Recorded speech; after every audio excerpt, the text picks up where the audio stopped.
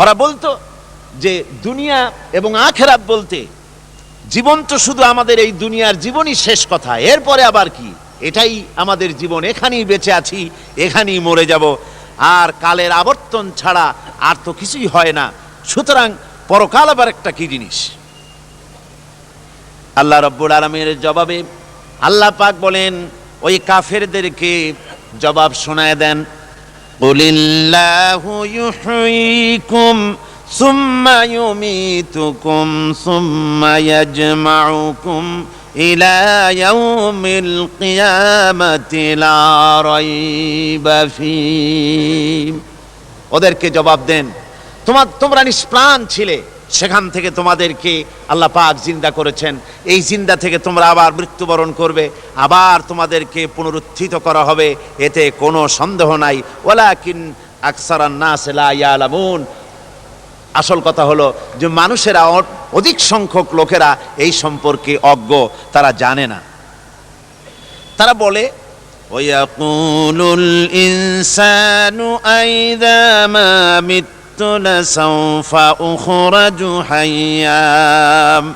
তারা বলে যে সত্যি আমরা যখন মরে যাব তখন আমাদেরকে কে আবার চিন্তা করবে, এটা কি করে সম্ভব, মরে গেলাম আবার চিন্তা কে করবে।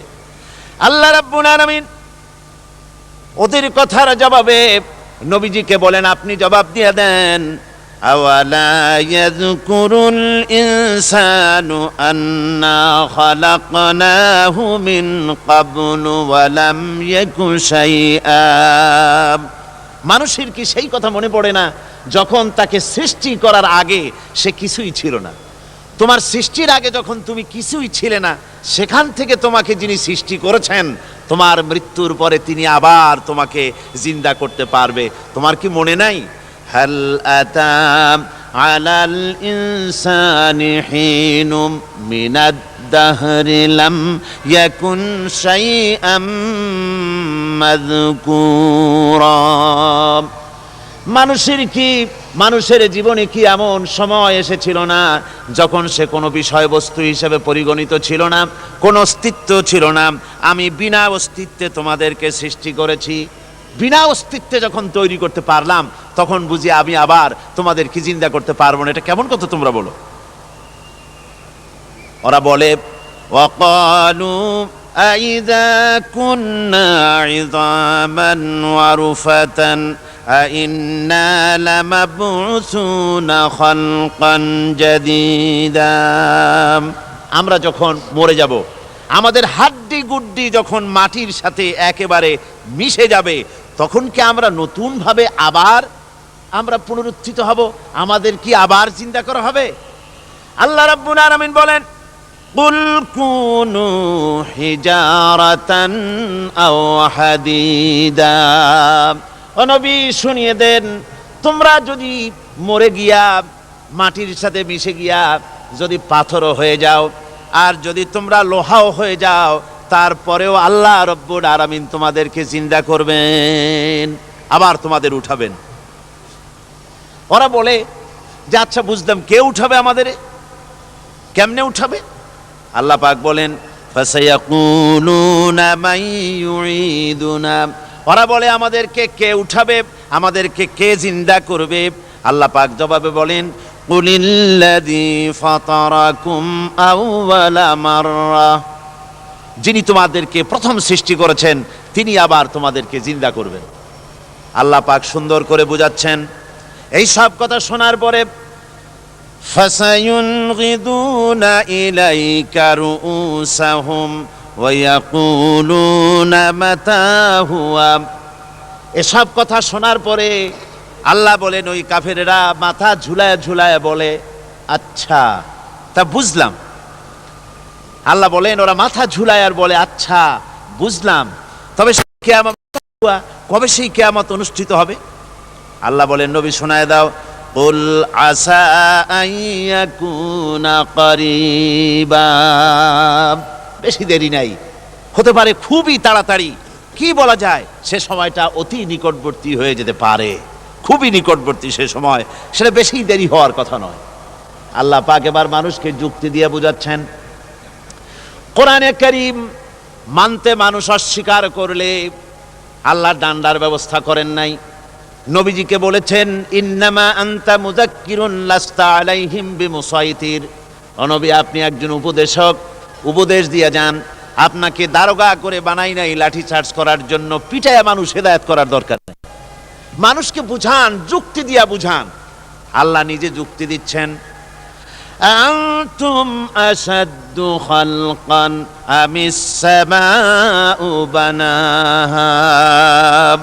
ওই কাফেরেরা, তোমরা যারা পরকালকে অস্বীকার করো, তোমাদেরকে উঠাইতে পারবো না যারা তোমরা বলছো, তোমাদেরকে সৃষ্টি করা কঠিন না ওই বিশাল আকাশটাকে সৃষ্টি করা কঠিন?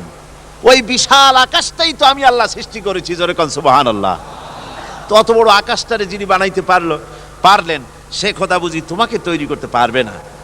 আল্লাহ পাক বলছেন, ফানজুর ইলা আসারি রাহমাতিল্লাহি কাইফা ইউহিল আরদা বা'দা মাউতিহা।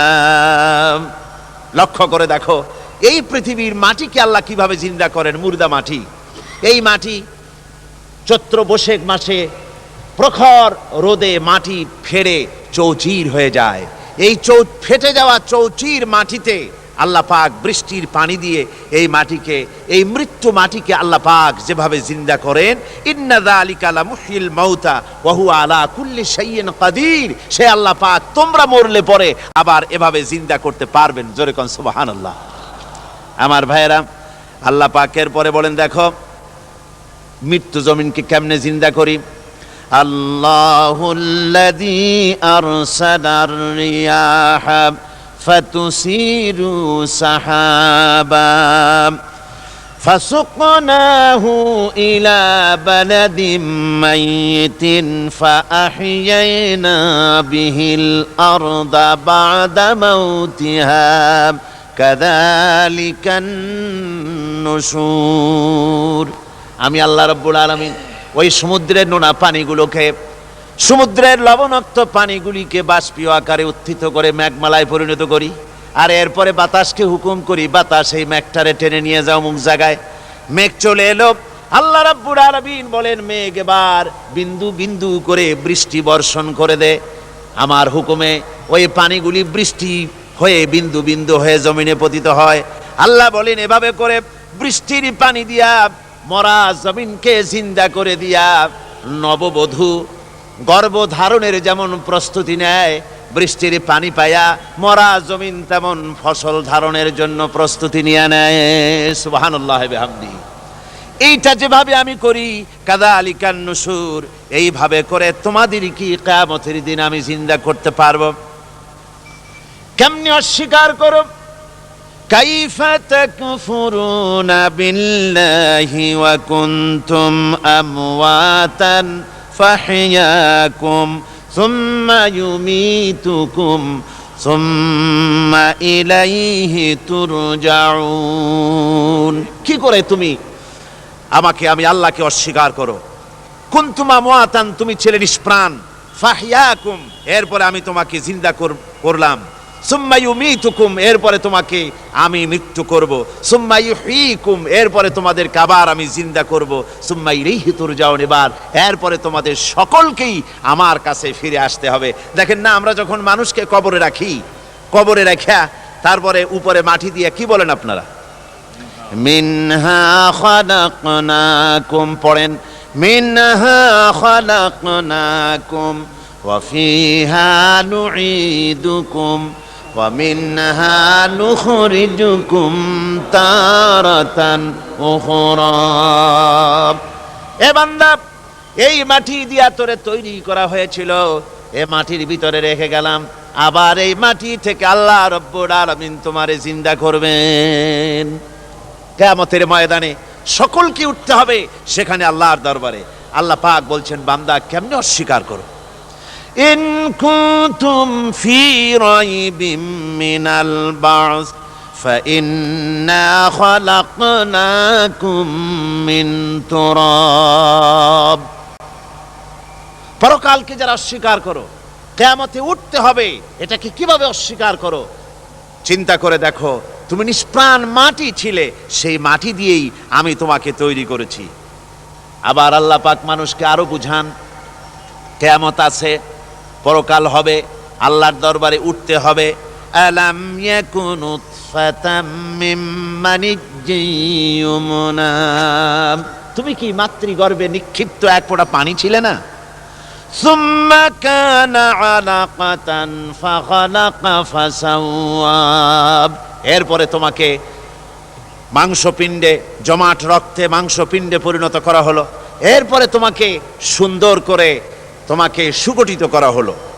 ফাজআলা মিনহু যাওজাইনি যাকারা ওয়াল উনসা, এরপরে মাতৃগর্ভের ভিতরে আমি এটাকে পুরুষ বানালাম, কন্যা সন্তান অথবা পুত্র সন্তানে পরিণত করলাম। এইটা যে পেরেছে, যিনি পেরেছেন, আলাইসা যালিকা বিকাদিরিন আলা আইয়ুহিয়াল মাউতা, সে আল্লাহর পক্ষে কি সম্ভব নয় যে তোমার